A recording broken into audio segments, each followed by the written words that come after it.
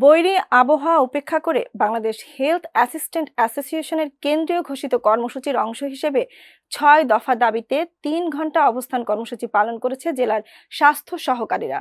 সকাল ৮টা থেকে ৩ ঘন্টা ব্যাপী জেলা সিভিল সার্জন কার্যালয়ের সামনে ১৪তম গ্রেড প্রদান, বেতন স্কেল ১১তম গ্রেডে উন্নতিকরণ, ধারাবাহিকভাবে পদোন্নতির উচ্চতর গ্রেড নিশ্চিতকরণ সহ ৬ দফা দাবি ব্যানার ফেস্টুন নিয়ে অবস্থান কর্মসূচিতে অংশ নেন জেলার ১৭টি উপজেলার কয়েক শত স্বাস্থ্য সহকারীরা।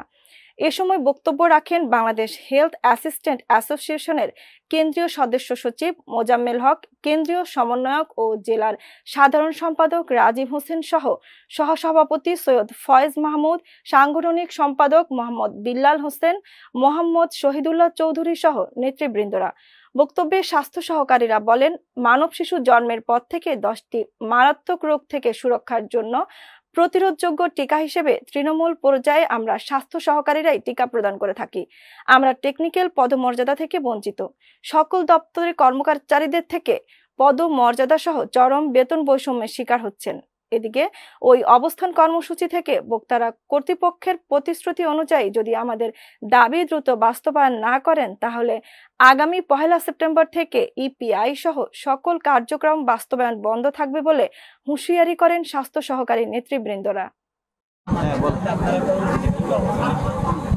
বিসমিল্লাহির রহমানির রহিম। বাংলাদেশ হেলথ অ্যাসিস্ট্যান্ট অ্যাসোসিয়েশন কেন্দ্রীয় দাবি বাস্তবায়ন পরিষদ কর্তৃক আয়োজিত আজকের এই কর্মসূচি সারা বাংলাদেশের ৬৭ জেলায় সকল সিভিল সার্জন কার্যালয়ের সামনে আজকে সকাল ৮ ঘটিকা হতে ১১ ঘটিকা পর্যন্ত আমাদের অবস্থান কর্মসূচি। আমাদের ৬ দফা দাবি। শিশুদেরকে ভ্যাকসিনেশন করে টিকা দেয়। শিশুদেরকে আমরা 10টা রোগের জন্য আমরা টিকা প্রদান করে থাকি প্রতিষেধক হিসাবে। এই 10টা রোগের জন্য যে টিকাগুলো আমরা দেই, এক একটা টিকা দেওয়ার ধরন এক এক রকম। যেহেতু এই টিকাগুলো প্রদান করা এক একটা টিকার ধরন এক এক রকম, নিঃসন্দেহে এটা একটা টেকনিক্যাল কাজ।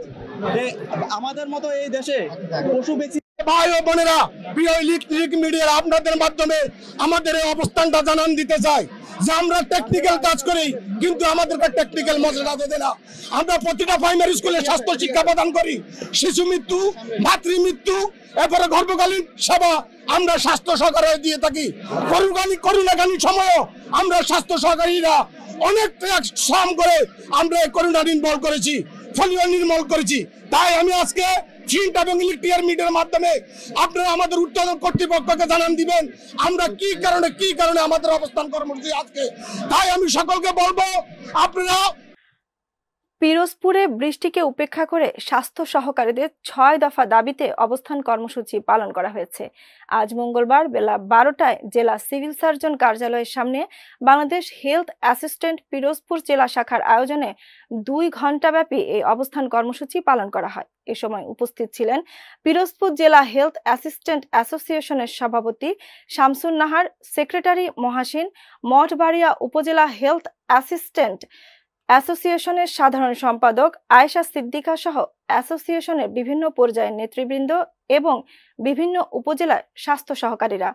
এ সময় বক্তারা বলেন, স্বাস্থ্য অধিদপ্তর কর্তৃক প্রস্তাবিত মাঠ পর্যায়ের কর্মরত স্বাস্থ্য সহকারীদের নিয়োগ বিধি সংশোধনপূর্বক স্নাতক সম্মান সংযুক্ত করে 14তম গ্রেড প্রদান ও ইন সার্ভিস ডিপ্লোমা প্রশিক্ষণের মাধ্যমে 11তম গ্রেডে উন্নতিকরণ, টেকনিক্যাল পদমর্যাদা প্রদান, পদোন্নতির ক্ষেত্রে ধারাবাহিকভাবে পরবর্তী উচ্চতর গ্রেড প্রদান করতে হবে। দ্রুত এই দাবি বাস্তবায়ন করতে হবে।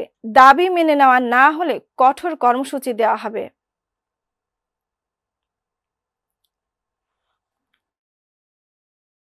হেলথ অ্যাসিস্ট্যান্টদের ৬ দফা দাবি না মানলে আগামী ১ সেপ্টেম্বর থেকে ইপিআই টিকা প্রদান সহ সকল কার্যক্রম শাটডাউনের হুমকি দিয়েছেন আন্দোলনকারীরা।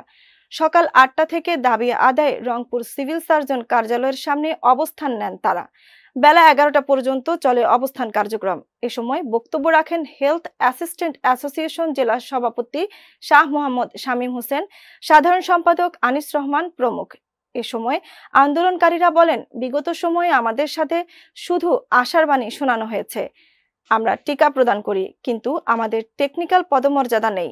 নির্বাহী আদেশে নিয়োগ বিধি সংশোধন করে শিক্ষাগত যোগ্যতা স্নাতক সংযুক্ত করে 14তম গ্রেড প্রদান, টেকনিক্যাল পদমর্যাদা সহ বেতন স্কেল 11তম গ্রেডে উন্নতিকরণ সহ 6 দফা দাবি মানতে হবে।